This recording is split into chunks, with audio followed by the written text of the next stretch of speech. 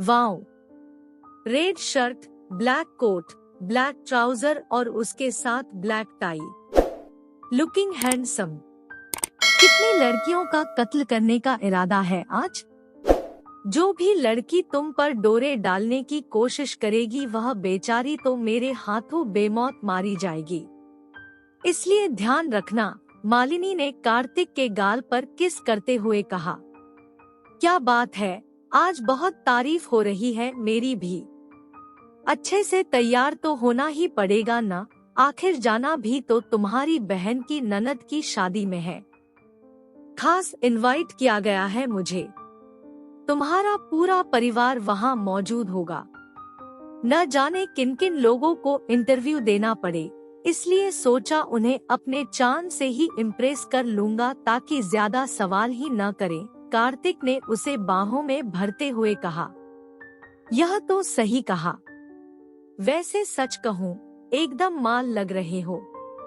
दिल कर रहा है तुम्हें चूमती ही रहूं। मालिनी ने फिर से एक चुंबन उसके गाल पर जड़ दिया। तुम कब से ऐसी चीजी और स्पाइसी बातें करने लगी हो?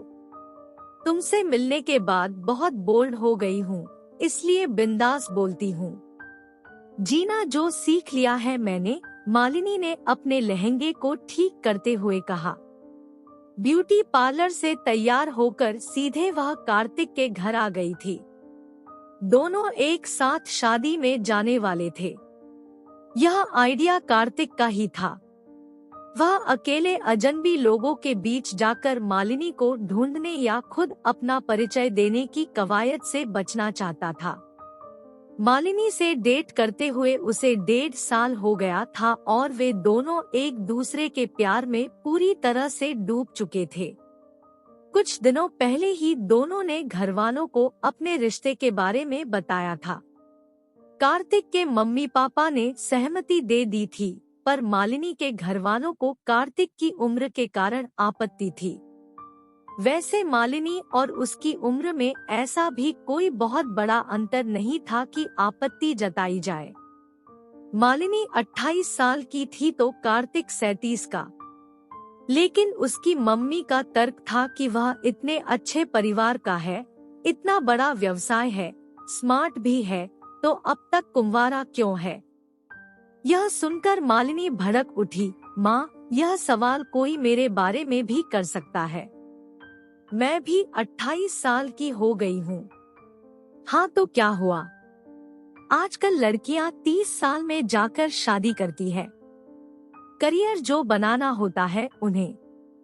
आखिर एक कंपनी में लीड आर्किटेक्ट बनना कोई आसान बात तो नहीं है, उसके पापा ने दलील दी। वह जानती थी कि माम पापा की ये सब दलीलें खुद के मन को समझाने के लिए थी, समाज और दुनिया के सामने परोसने के लिए थी।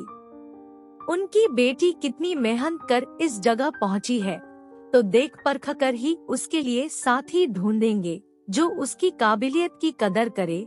यह वाक्य वे हर उस इंसान के सामने उछाल देते जो उनसे पूछता था कि मालिनी की शादी कब कर रहे हो।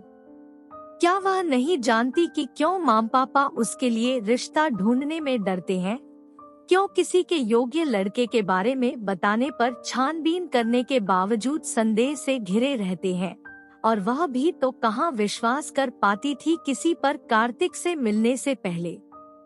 कार्तिक से मिलने के बाद मालिनी सचमुच बदल गई है, उसकी जिंदगी बदल गई है। उसे कार्तिक से प्यार होने के बाद जिंदगी से भी प्यार हो गया है। माम पापा के डर को समझती है वह। उनकी कहाँ कोई गलती है? वह तो बस अपनी बेटी को ही प्रोटेक्ट करना चाहते हैं। इसलिए जब उसने कार्तिक के बारे में बताया तो हजारों सवाल उठाते हुए उन्होंने उसकी पसंद को नकार दिया था। नहीं, पहले की तरह तू फिर से दर्द के समुद्र में न डूब जाना।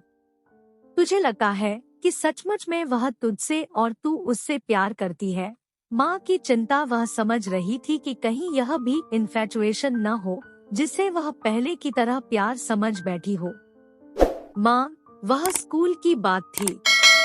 तब मैं नादान थी और वह इन्फैचुएशन नहीं था, प्यार ही था। ऐसा तुझे लगता है कि वह प्यार था?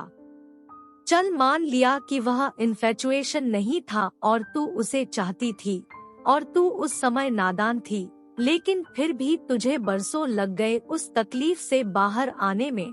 हाँ, सच है, बरसों लग गए उसे। स्कूल में प्यार कर बैठी थी वह निखिल से। हालांकि वह उम्र ऐसी होती है जब प्यार और इन्फेचुएशन के बीच की बारीक रेखा को समझना मुश्किल होता है, पर उसने यही कहा कि वह प्यार था।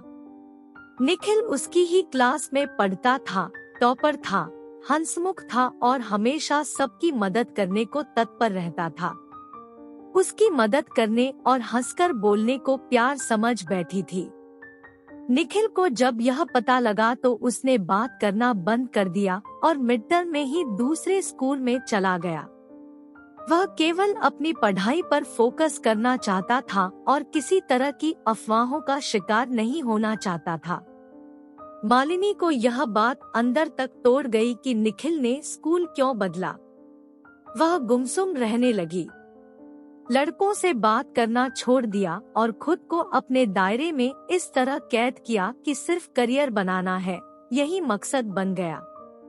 फिर मिला कार्तिक, जिसने अपना ऑफिस उससे डिजाइन करवाया था। सुलझा हुआ इंसान और दूसरों की भावनाओं को समझने वाला। मालिनी उससे मिली तो उसका मन हुआ कि अपने दायरे से बाहर निकले, हंसे, खुश रहे। तब उसने नेगेटिविटी की चादर उतार फेंकी और जिंदगी को देखने का नजरिया भी बदल गया उसका।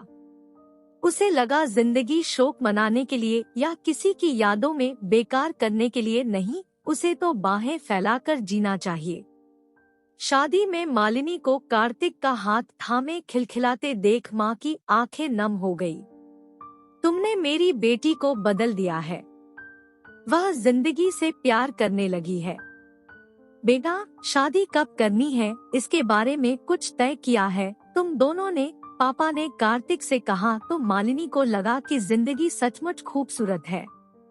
वह कार्तिक की ओर देखते हुए बोली, लव यू जिंदगी।